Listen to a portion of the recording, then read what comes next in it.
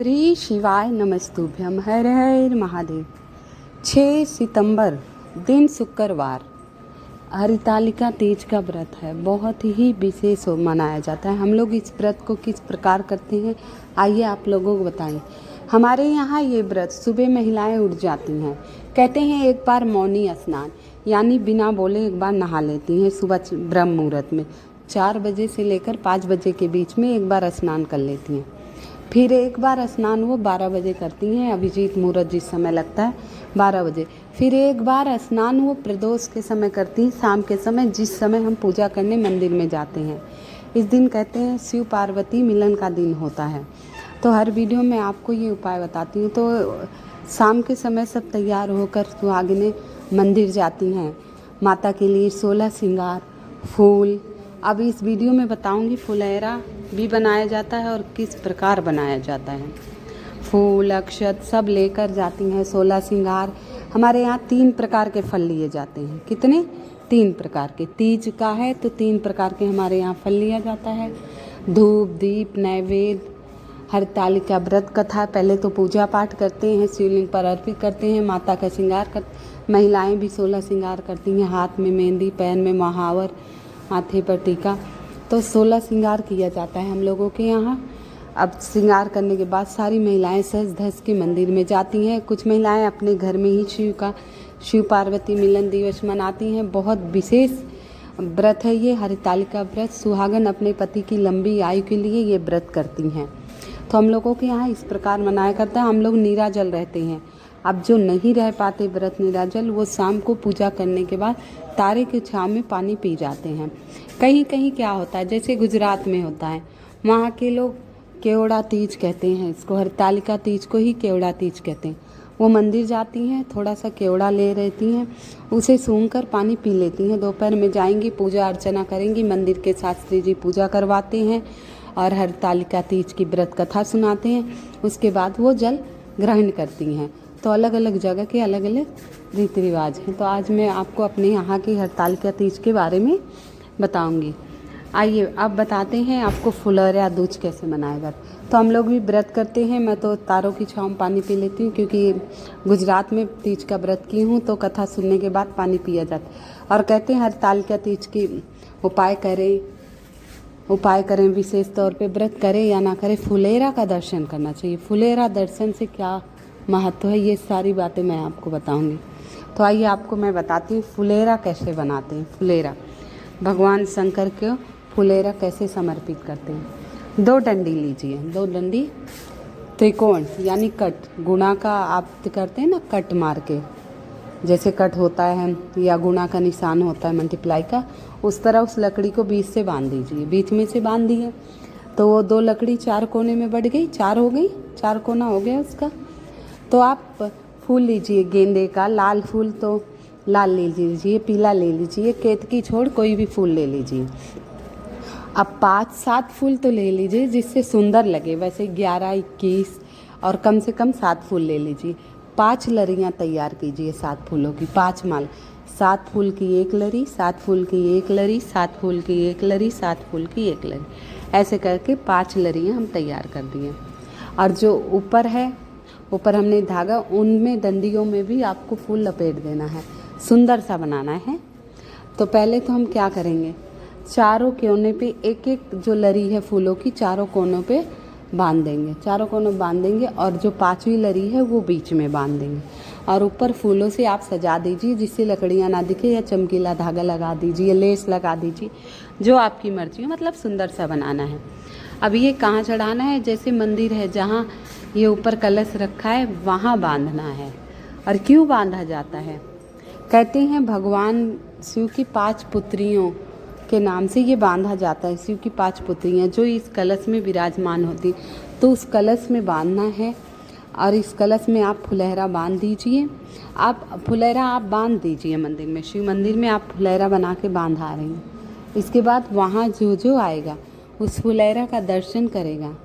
इस फुलैरा का, अब ये नहीं कि एक ने बांध दिया तो आप दूसरा सिम नहीं, वहाँ साइड में आप भी फुलैरा बना रही हैं तो आप भी फुलैरा बांध सकती हैं। जो दर्शन करेगा, जो वो पूजा पाठ करेगा उस फुलैरे की, उसका आधा फल आपको ऑटोमेटिक प्राप्त हो जाएगा, आधा फल आपको मिल जाएगा। तो फुलेरा का बहुत विशेष महत्व होता है। हरतालिका तीज शिव पार्वती के मिलन का दिन है, बहुत ही विशेष दिन है। तो आप फुलेरा इस प्रकार बनाइए, मैंने आपको बता दिया। कई जगह फुलेरा बनाते हैं, लेकिन कहते हैं फुलेरा वहाँ, जैसे हमारे यहाँ एक मध्य प्रदेश की है, उनके यहाँ फुलेरा बहुत धूमधाम से बनाया जाता है। मिट्टी के गणेश पार्वती और शंकर भगवान की पूजा की जाती है, मिट्टी के बनाकर इसके बाद उनका अभिषेक किया जाता है।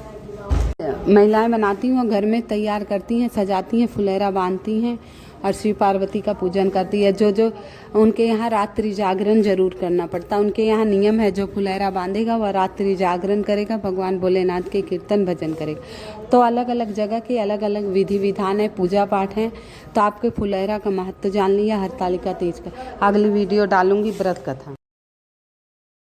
अगली वीडियो में हरतालिका व्रत कथा डालूंगी। कहते हैं ये कथा सभी को सुननी चाहिए, जो महिलाएं व्रत कर रही हैं या ना कर रही हैं, कवारी कर। कथा सुनने मात्र से उचित फल की प्राप्ति होती है। आप सुबह उठिए, स्नान कीजिए और जाइए शिव पार्वती का पूजन कीजिए, शिवलिंग के पूजन कीजिए, शिव परिवार का पूजन कीजिए। इसके बाद हरतालिका व्रत कथा, तीज की व्रत कथा सुनिए हरतालिका तीज की, और वहीं बैठकर अपने पति की लंबी आयु, उनके उन्नति की प्रार्थना कीजिए। मात्र इतना करने से आपकी सारी कामनाएं पूर्ण होगी। ये कोई ज़रूरी नहीं कि जो व्रत कर रही हैं वही स्त्री। विशेष तिथियों पे विशेष चीज़, हर स्त्रियों को कथा सुननी चाहिए। जैसे विशेष तिथि आती, कई व्रत हमारे यहाँ नहीं किया जाता, लेकिन कोई भी व्रत विशेष तिथि जानकारी होती है तो उस कथा को मैं अवश्य सुनती हूँ या पढ़ती हूँ। तो आप लोग भी कथा अवश्य सुनिएगा।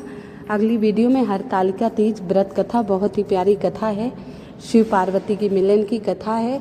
पार्वती जी ने कैसे ये व्रत किया था, कैसे भगवान शिव ने उन्हें वरदान दिया और अपनी पत्नी के रूप में स्वीकार की, ये सारी हरतालिका तीज व्रत कथा में आप लोगों को बताऊंगी। इसे अवश्य सुनिएगा। सुनने मात्र से पति की लंबी आयु में उन्नति होती है।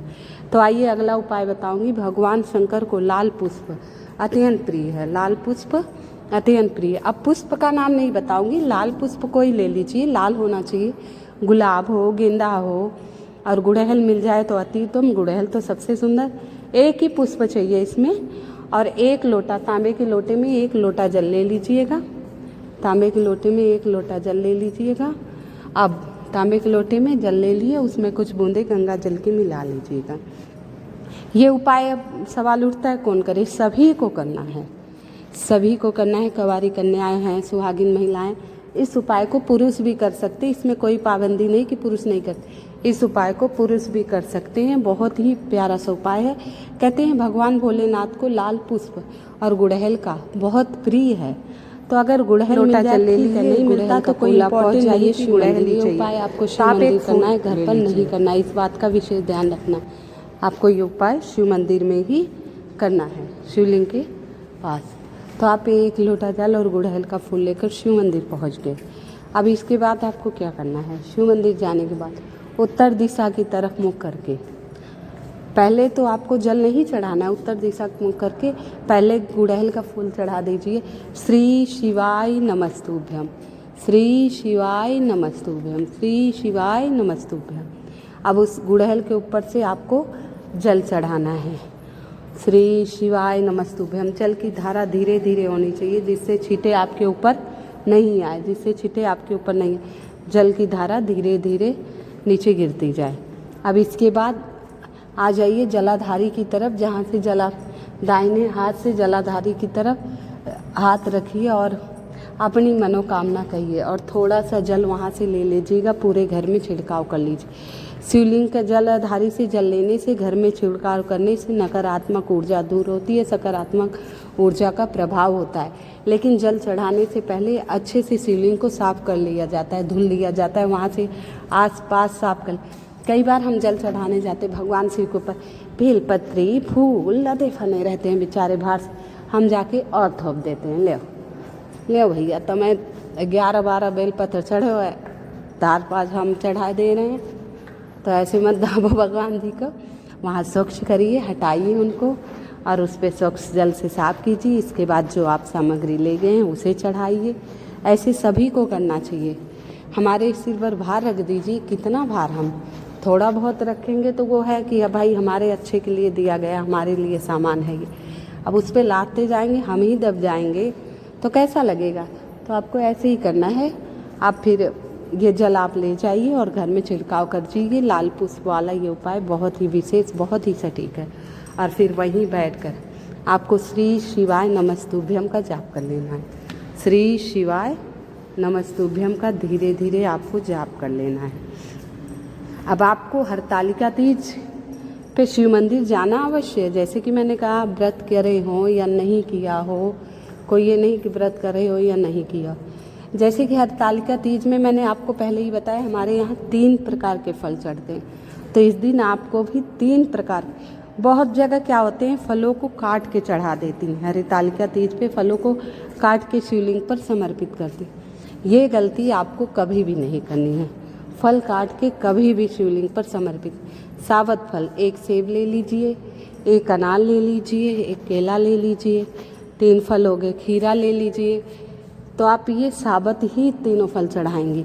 3 फल लेना है आपको, 1 लोटा तांबे के लोटे में जल और गंगा जल मिला हुआ, कुछ पुष्प, कुछ सफ़ेद, कुछ लाल, कुछ पीले, क्योंकि हमें शिवलिंग का श्रृंगार करना है, माता का श्रृंगार, और 16 श्रृंगार की सामग्री। ये सभी कर सकते हैं। जो व्रत की हैं उनके लिए तो बहुत विशेष है, जो नहीं की हैं उनके लिए भी। अब 16 नहीं ले पाए तो 5, 7, 11 जैसी सामग्री आपको बन पाए। कहीं बाहर हैं, कहीं दिक्कत में है, तो जो आपसे बन पाए वो आपको ले लेनी है सामग्री। आप जल, धूप, दीप, नैवेद्य सब लेकर आप प्रदोष काल में सभी माताएं बहनें ये उपाय करेंगी। सुबह से लेकर शाम तक कर सकती हैं। सुबह बहुत ही विशेष तिथि है, पूजा का बहुत ही शुभ मुहूर्त है, 8 बजे के पहले पहले। अगर आपके पास समय नहीं है तो आप प्रदोष काल में संध्या वेला में उपाय कर सकती हैं। बहुत ही सटीक, बहुत ही प्यारा सा उपाय है। तो आप प्रदोष काल में जाइए या सुबह जल ले गए, फूल ले गए और माता का श्रृंगार ले गए, तो आप पहले वहाँ से मंदिर से 1 बाल्टी भर लीजिए, 1 बाल्टी भर लीजिए। और माँ शिवलिंग के आसपास माता जी जहाँ विराजमान है, जहाँ शिव परिवार, अच्छे से सफाई करके पोछा लगा दीजिए। खूब सुंदर से सफाई कर दीजिए। सुंदर से आप सफाई कर दीजिए, थाली में वो अच्छा लगा दिए। अब आप थाली में पुष्प रखे होंगे, रंग बिरंगे पुष्प हैं। तो पहले गणेश जी को नहला दीजिए। वहाँ अलग से गणेश जी की मूर्ति होगी, कार्तिकेय जी की, सभी को नहला दीजिए अच्छे से।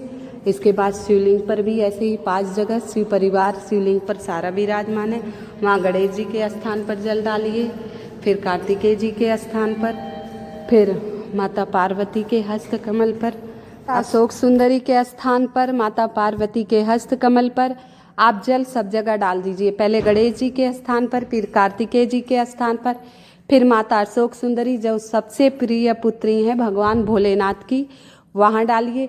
फिर माता के हस्त कमल पर जहाँ जुड़ा हुआ रहता है शिवलिंग।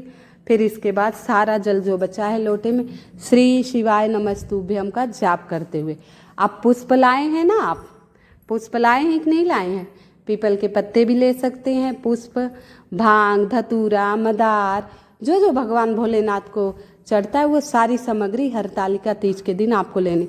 और माता के लिए श्रृंगार, ध्यान रखिएगा, माता के लिए श्रृंगार, तो वहाँ जैसे पीपल के पत्ते, लाल फूल, सफ़ेद फूल, ये देखिए मैंने श्रृंगार किया है जितना फूल मुझे मिला। इस समय मैं हॉस्पिटल में हूँ तो इसलिए मैं ज़्यादा अवेलेबल नहीं था, जो मिला श्रृंगार करके आपके लिए वीडियो बना ली थी। तो पीपल के पत्ते ले लीजिए। अब भगवान भोलेनाथ को श्रृंगार कर दीजिए। पहले गणेश जी को 1 पुष्प चढ़ा देना, फिर कार्तिकेय जी को, फिर माता अशोक सुंदरी को, फिर माता के हस्त कमल के पास, उसके बाद शिवलिंग पर जैसे आप सुंदर सा सजा पाए भगवान को सजाइए। भांग, धतूरा, फूल, बेल पत्री, जो जो मिले आपको, जो भगवान भोलेनाथ को प्रिय है। कनेल का फूल खास तौर पे ध्यान है, गुड़हल का, कनेल का पुष्प, ये सब बहुत प्रिय है भगवान को। तो ये सारी सामग्री लेकर आप भगवान भोलेनाथ को सुंदर सा सजा दीजिए और त्रिपुंड लगा दीजिए 3 उंगली से चंदन। अगर चंदन नहीं है तो आप खाली 3 उंगली ऐसे शिवलिंग पर फेर दीजिए। नाथों के नाथ भोलेनाथ हैं, आपकी पूजा ये हर तरह से स्वीकार करते हैं। अगर आप नियम से 1 लोटा अगर आप नियम से ऐसे शिव मंदिर में जाके आ जाते हैं, नियम बना लो, जाके आना है बस, कुछ मत करो, जाके आ जाओ, तब भी भगवान भोलेनाथ प्रसन्न हो जाते कि ये बंदा रोज आता है, इतना तो लगाव है कि मुझे देखने आता है, ये ही करके आएंगे तब भी भोलेनाथ आप पर अत्यंत प्रसन्न हो जाएंगे। तो छोटे छोटे उपाय आपको करने चाहिए। भगवान भोलेनाथ का श्रृंगार तो कर दिए, अब माता रानी को चुनरी उढ़ाइए, सिंदूर लगाइए, बिंदी, हाथों में चूड़ियाँ, हाथों में माता को चूड़ी पहनाइए और गले का ले जाइए, इत्र लगाइए, पुष्प माता को एक बात ध्यान रखना, गुड़हल का फूल अवश्य चढ़ाना। शिव शक्ति हैं, शक्ति स्वरूपा है माँ पार्वती, तो वहाँ चढ़ाना। और फिर इसके बाद धूप दीप नैवेद्य जलाकर वहाँ बैठ के हरितालिका तीज की आपको कथा सुननी है। ध्यान रखिएगा, कथा सुनिए। अगर कथा नहीं आती, नहीं सुने, यूट्यूब पे चला लीजिएगा, मैं डाल दूँगी। नहीं आती है तो वहाँ नमः शिवाय, ओम नमः शिवाय, उमा महेश्वर की जय, गौरीपति की जय और शिव पार्वती शिव परिवार का ध्यान कीजिएगा। और जो आपकी मनोकामना हो, हे नाथों के नाथ, हे भोलेनाथ, मेरा सुहाग अमर रखना। मैं जब तक इस पृथ्वी पे रहूं, हे भोलेनाथ, मैं सदा सुहागन रहूं।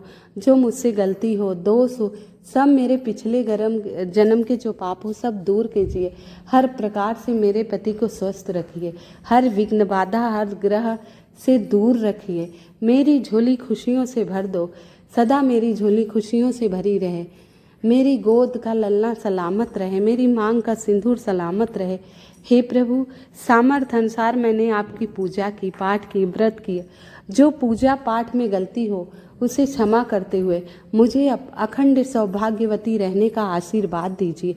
मेरे पति की लंबी आयु हो, सदा स्वस्थ रहें, हर विघ्न बाधा, हर संकट से दूर रहें। हे नाथों के नाथ, हे महादेव, देवादिदेव महादेव, सदा रक्षा करिए। ऐसे बार बार विनती कीजिए और वहाँ बैठकर एक दो भजन गा लीजिए, नहीं तो नमः शिवाय ओम। हरतालिका तीज है, फुलेरा का दर्शन अवश्य करना है।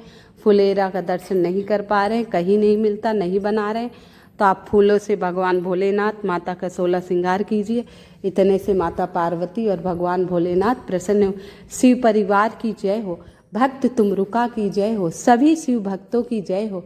हे माता, जैसे आपका परिवार खुशहाल है ऐसे मेरा भी परिवार माँ खुशहाल रहे। माता के चरण स्पर्श कीजिए और खूब विनती कीजिए, माता अवश्य कृपा करेंगी। आप सभी को हरितालिका तीज की बहुत बहुत शुभकामनाएं। महादेव आप सभी की मनोकामना पूर्ण करें। कृपया मेरी वीडियो को लाइक एवं सब्सक्राइब अवश्य कर दीजिएगा। और बाहर शिव चौखट पर, जैसे कि हर वीडियो में बताती हूँ, बैठकर नमः शिवाय ओम का आप जाप कीजिए। मात्र नमः शिवाय ओम, नमः शिवाय ओम, नमः शिवाय, नमः शिवाय ओम, नमः शिवाय ओम, नमः शिवाय, इस मंत्र का ज़्यादा से ज़्यादा आप जाप कीजिए। भगवान भोलेनाथ सबकी मनोकामनाएं पूर्ण करेंगे। हे भोलेनाथ, सबके सुहाग की रक्षा करना। हर हर महादेव, विघ्न हर, बाधा हर।